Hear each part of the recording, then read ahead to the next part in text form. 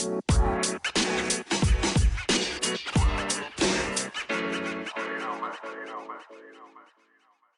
everyone, welcome back to all my listeners. This is episode number 8 of season 10.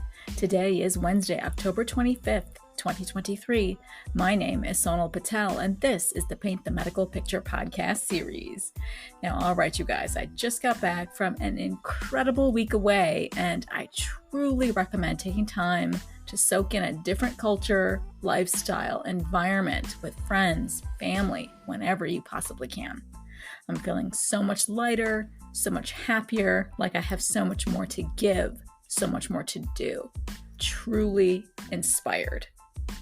Now, let's go ahead and start today's episode. It is the very last Wednesday of the month, so you know it's my Newsworthy fraud, waste, and abuse highlights for the month of October. And of course, I'll be spotlighting some of those from the month's criminal and civil enforcement cases that I find newsworthy. And all right, you guys, it is my last Breast Cancer Awareness Month Trusty Tip, and that's going to be focusing on metastatic breast cancer. And of course, I'm going to go ahead and round out today's episode with a remarkable quote on perseverance by Henry Ford. Let's get into it. So let's get into Newsworthy, the month's fraud, waste, and abuse cases. Now, the month of October saw a whopping 44 cases as of the recording of this episode. Early October saw a case involving the United States settling kickback allegations with a biotech company, its CEO, and a neurologist. Here, the parties have agreed collectively to pay $20 million based on their ability to pay to resolve allegations that they violated the False Claims Act by paying kickbacks to patients and physicians to protect its revenue stream. When a Medicare beneficiary obtains a prescription drug covered by Medicare, the beneficiary may be required to make a partial payment, which may take the form of a copayment, coinsurance, or a deductible, collectively called copays. Congress included copay requirements in the Medicare program in part to serve as a check on healthcare costs. The federal anti-kickback statute, the AKS, prohibits the offering, paying, soliciting, or accepting, directly or indirectly, of any remuneration, which includes money or any other thing of value, to refer or arrange for the referral of items or services payable by any federal healthcare program. This prohibition extends to companies that routinely waive the copays of Medicare patients without determination of financial need. The AKS also extends to the payment of remuneration to physicians in exchange for patient referrals. The government alleged from at least August 2015 through May 2020, this biotech company, a specialty pharmacy that offers drugs and infusion services, routinely waived the copayments of Medicare and TRICARE patients to induce those patients to purchase its drugs and services. Many of the specialty drugs offered by this biotech company were expensive and required patients to pay large copays. The government alleged that this biotech company sought to avoid deterring patients from purchasing its drugs and services by engaging in a scheme orchestrated and implemented by the CEO and others to routinely waive these large copays without regard for whether the patients were experiencing financial hardship. The settlement also resolves allegations that the biotech company provided remuneration in the form of gifts, dinners, and free administrative and clinical support services to physicians, in particular a neurologist, to induce those physicians to refer patients to the biotech company.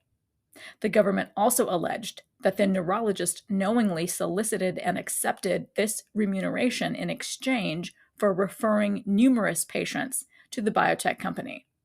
The neurologist has separately paid $480,000 to settle these allegations based on his ability to pay. The civil settlement includes the resolution of claims brought under the QTAM or the whistleblower provisions of the False Claims Act by the former biotech company employees. Under those provisions, a private party may file an action on behalf of the United States and receive a portion of any recovery. They will each receive $4 million as their share of the settlement with the biotech company and its CEO, and $91,200 as their share of the settlement with the neurologist. The claims asserted by the United States are allegations only, and there has been no determination of liability. Early October also saw a Delaware corporation agreeing to pay $32.5 million to resolve allegations relating to the submission of false claims for genomic diagnostic tests. It has agreed to pay $32.5 million to resolve allegations that it violated the False Claims Act by engaging in a nationwide scheme to improperly bill Medicare for certain laboratory tests used to diagnose and treat cancer patients. This Delaware corporation provides genomic-based clinical diagnostic tests. Its principal test, called Oncotype DX, is used for patients diagnosed with breast, colon, and prostate cancer. The United States alleged that it perpetrated a scheme to evade Medicare's 14-day rule, which governs the billing of genomic laboratory tests like Oncotype DX. During some or all of the period covered by the settlement, Medicare's 14-day rule prohibited laboratories from separately billing Medicare for covered tests if a physician ordered the test within 14 days of the patient's discharge from a hospital stay in an inpatient or outpatient setting. For inpatient patients, such tests were covered under a lump sum payment hospitals receive from the Medicare program called the Diagnosis Related Group, or DRG payment. For outpatient patients, Medicare's 14-day rule required, for most of the relevant time, tests ordered within 14 days of the patient's discharge to be billed to the hospital, but the hospital could then seek reimbursement from Medicare. However, if the test was performed more than 14 days after discharge from a hospital stay, either in an inpatient or outpatient setting, then Medicare's 14-day rule permitted laboratories to bill Medicare directly for the test. The United States contends that the Delaware Corporation improperly manipulated the 14-day rule in 4 ways. The first way, it sought direct reimbursement from the Medicare program for claims on behalf of Medicare beneficiaries when Oncotype DX tests were ordered and submitted for testing within 14 days after an inpatient discharge. By submitting separate claims for these tests, it received direct payment for tests that should have been covered as part of the DRG payment to the hospital. The second way, it sought direct reimbursement from the Medicare program for Oncotype DX tests ordered within 14 days of a beneficiary's outpatient procedure. By submitting separate claims for these tests, it received direct payment from Medicare for tests that should have been billed to the hospital. The third way, it conspired with and encouraged hospitals and physicians to cancel and reorder Oncotype DX tests and failed to discourage providers who ordered tests within 14 days from canceling and reordering the tests after the 14-day time period had elapsed. And finally, the fourth way, it failed to send timely invoices to hospitals for laboratory services that fell under the 14-day rule and instead wrote off the unpaid fees for laboratory services, thereby violating the anti-kickback statute. The civil settlement includes the resolution of allegations brought in 2 separate actions filed against the corporation under the qui tam or whistleblower provisions of the False Claims Act. Under those provisions, private parties can file an action on behalf of the United States and receive a portion of any recovery. The relator's share from the proceeds of this settlement in the case will be over $5 million. The claims resolved by the settlement are allegations only, and there has been no determination of liability. Early October also saw a cardiac imaging company and its founder to pay a historic $85 million settlement. Here, the cardiac imaging company and its founder have agreed to pay a total of $85,480,000 to resolve False Claims Act allegations that they paid referring cardiologists excessive fees to supervise PET scans in violation of the anti-kickback statute, the AKS, and the physician self-referral law, also called Stark Law. This is the largest single district civil settlement in the history of the Southern District of Texas. The cardiac imaging company agreed to pay $75 million plus additional amounts based on future revenues, while its founder agreed to pay $10,480,000. These settlements are based on their abilities to pay.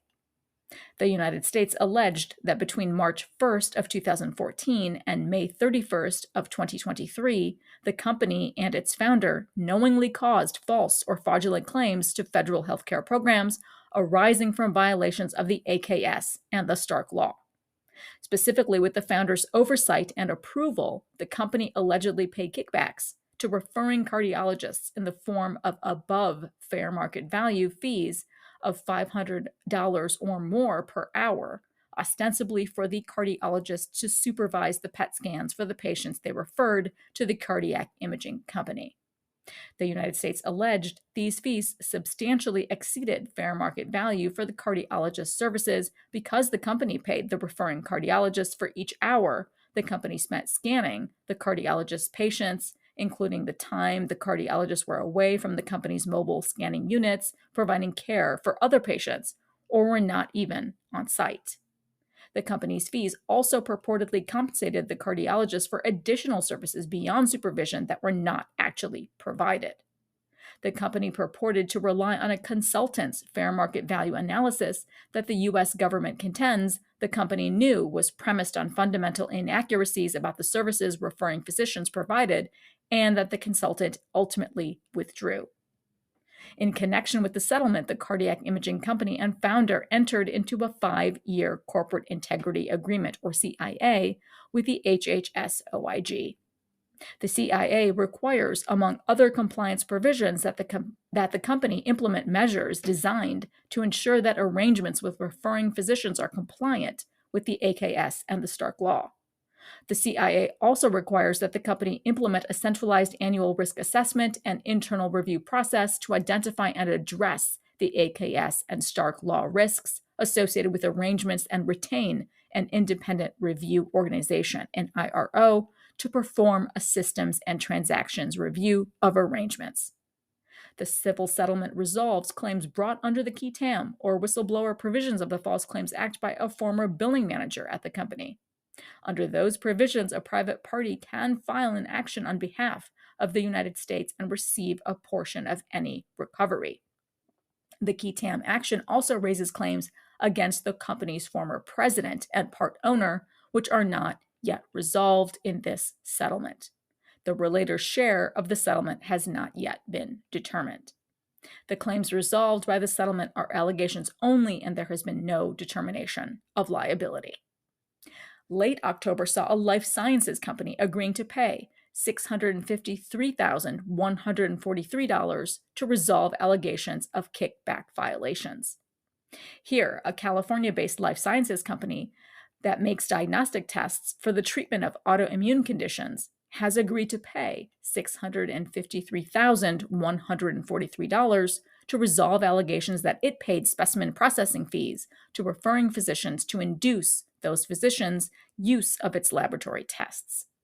According to the settlement agreement, the company agreed to factual admissions that it paid certain referring physicians to complete blood draws for patients pursuant to specimen processing agreements that it entered into with those physicians. It then billed federal healthcare programs, including Medicare and other programs, for tests that it performed after receiving orders from the referring physicians to whom it paid the specimen processing fees. The company did so after becoming aware of a June 25, 2014 special fraud alert from the Department of Health and Human Services Office of the Inspector General, the HHS-OIG, that warned laboratories that the practice of paying referring physician specimen processing fees could present a substantial risk of fraud and abuse. The settlement stems from allegations originally brought in a lawsuit filed by a whistleblower under the qui tam provisions of the False Claims Act, which allows private parties known as relators to bring suit on behalf of the government and to share in any recovery. In connection with the announced settlement, the relator will receive 16% of the recovery. Late October also saw a medical group, its principals and physician, agree to pay over $1.7 million to settle False Claims Act liability for improperly performed procedures. They have agreed to pay over $1.7 million to resolve allegations that they violated the False Claims Act by submitting claims to Medicare and TRICARE for radio frequency ablations that were performed by an unqualified technician. According to the settlement agreement, the medical group, through its principals and physician, billed Medicare and TRICARE for radio frequency ablations that were not medically necessary, not provided by a qualified provider, or both during the period from January 1st, 2018 through December 31st of 2020. According to the allegations, patients referred to the unqualified technician as doctor and were led to believe he was qualified to perform their procedures. The medical group also performed the washing and reuse of catheters that were designed for a single use.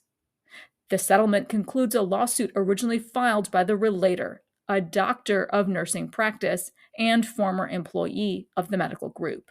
He sued under the qui tam, or whistleblower provisions of the False Claims Act, permitting private citizens to sue on behalf of the United States for false claims and to share in the recovery.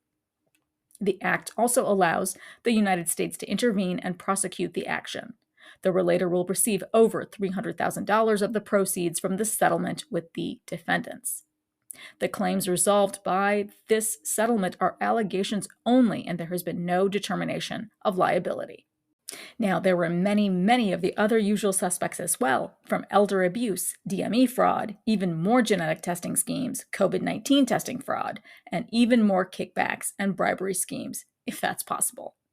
But I wanted to pay particular attention to a case involving a Georgia doctor who was ordered to pay $27 million for submitting false claims to Medicare. Here, a federal district judge ordered an MD and his medical practice to pay more than $27 million for violating the False Claims Act. In June 2023, a federal jury found that the defendants violated the FCA by submitting false claims to Medicare for chelation therapy reimbursements. Chelation therapy involves the use of drugs to remove heavy metals from the body. The jury found that Medicare reimbursed these defendants more than $1.1 million for these unnecessary treatments. In a post-trial ruling, the federal district judge added penalties to the jury's verdict, bringing the total amount owed to more than $27 million. According to the U.S. attorney on the case, the civil complaint, the court's final order, and other information presented in court, the MD operated an internal medicine practice in the state of Georgia. As a part of his internal medicine specialty, he administered the drug edetate calcium disodium, or EDTA, to address a wide range of conditions, including atherosclerosis, high blood pressure, headaches, GI ailments, fatigue, and other generalized symptoms. But these symptoms are not recognized as being treatable using EDTA. According to the U.S. Food and Drug Administration, EDTA is recognized as a treatment only for lead poisoning and lead encephalopathy. Because the doctor's patients did not have lead poisoning or lead encephalopathy, Medicare would not reimburse his use of EDTA. To receive reimbursement for the EDTA, he falsely claimed to Medicare that his patients suffered from heavy metal poisoning. In August of 2018, the government filed a civil complaint alleging that between November of 2008 and September of 2015, the doctor and his practice knowingly submitted false claims to Medicare for medically unnecessary and alternative chelation therapy that he administered using EDTA. The complaint also alleged that in connection with this scheme, the doctor and his practice unlawfully received approximately $1.1 million in Medicare reimbursements. The case proceeded to a jury trial in June 2023. The jury found the physician and his practice liable for submitting more than 4,400 false claims to Medicare. The jury awarded more than $1.1 million in damages. Under the FCA, the judge was required to treble or 3 times the jury's award and to add penalties based on the number of false claims submitted. Again, 4,400. Therefore, the judge on the case issued his final decision in August 2023, ordering the defendants to pay a total of over $27 million in damages and penalties. And now it's time for my best practice tips in Trusty Tip. Now it's my last installment on breast cancer awareness, my trustiest of tips in the spotlight for this month of October. Now, I've told you all about the history of Breast Cancer Awareness Month so far, as well as triple-negative breast cancer. And last week, I talked about men's breast cancer. So let's go ahead and round out the month and talk about metastatic breast cancer. What is metastatic breast cancer? Metastatic breast cancer, also called stage 4 breast cancer, is breast cancer that has spread to another part of the body, which is most commonly the bones, the lungs, the brain, or the liver. The process of cancer spreading is called metastasis. Metastasis happens when cancer cells break away from the original tumor in the breast and travel to other parts of the body. These cancer cells travel through the bloodstream or the lymphatic system, which is that network of our lymph nodes and our vessels that removes bacteria, viruses, and cell waste. Breast cancer can come back in another part of the body months or even years after the original diagnosis and treatment. This is called metastatic recurrence or distant recurrence. Nearly 30% of women diagnosed with early-stage breast cancer develop metastatic disease. Because there are so few cases of male breast cancer, it's not clear how many of these breast cancers metastasize, but men are also diagnosed with metastatic breast cancer. When the first diagnosis of breast cancer is metastatic, it is called de novo metastatic breast cancer. This means that by the time the breast cancer is first detected, it has already spread to another part of the body. Metastatic breast cancer is made up of cells from the original tumor that developed in the breast. So if breast cancer spreads to the bone, the metastatic tumor in the bone is made up of breast cancer cells, not bone cancer cells. Being diagnosed with metastatic breast cancer can be overwhelming. You may feel angry, scared, stressed, or sad. Some people may question the cancer treatments they've had or be mad at their doctors or themselves for not being able to cure the disease. Others may deal with a diagnosis of metastatic breast cancer in a more matter-of-fact way. There is no right nor any wrong way to come to terms with the diagnosis. You need to do and you need to feel what is best for you and your situation. Keep in mind that metastatic disease is not hopeless. Some people live very long, productive lives with stage 4 breast cancer. There are a variety of treatment options for metastatic breast cancer, and new meds are being tested every day. More and more people are living life to the fullest while being treated for metastatic breast cancer. While there is no cure for metastatic breast cancer, treatment may control it, all of it, for a number of years. If one treatment stops working, there may be another you can try. The cancer can be active sometimes and then go into remission at other times. Many different treatments, alone or in combination or in sequence, are often used. Depending on the situation, your doctor may recommend taking a break in treatment when the disease is under control and you're feeling good. And finally, I focus Season 10 Spark on perseverance. I want this 10th season Spark to be filled with our world's thought leaders, writers, artists, philosophers, everyone who inspires the need for perseverance in all we strive to do. So, in this week's inspiring quote, in Spark, is from Henry Ford. Failure is only the opportunity to begin again, this time more intelligently. Absolutely true, right? This quote reminds us that we always have time to do things better. This quote encourages us to keep improving, to keep growing, to keep moving forward. This quote encourages us to believe in our hard work and efforts. Remember, each failure is not really a failure. It is a shortfall, a time and place where we get to learn from that shortfall and try again. It is our perseverance that can lead to our success. I'm happy Henry Ford's spark still burns brightly in all of us today. So that wraps up today's episode. And as always, I appreciate you all diving into today with me. If you want more information from me, please go ahead and follow me on LinkedIn. I'll leave links to everything in the show notes below.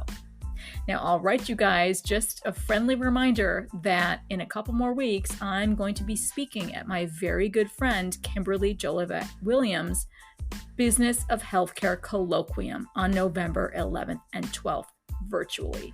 So she's provided all of us this incredible opportunity to gain 21 continuing education units, lots of learning in a simple 2-day weekend of education. So I hope you guys can attend.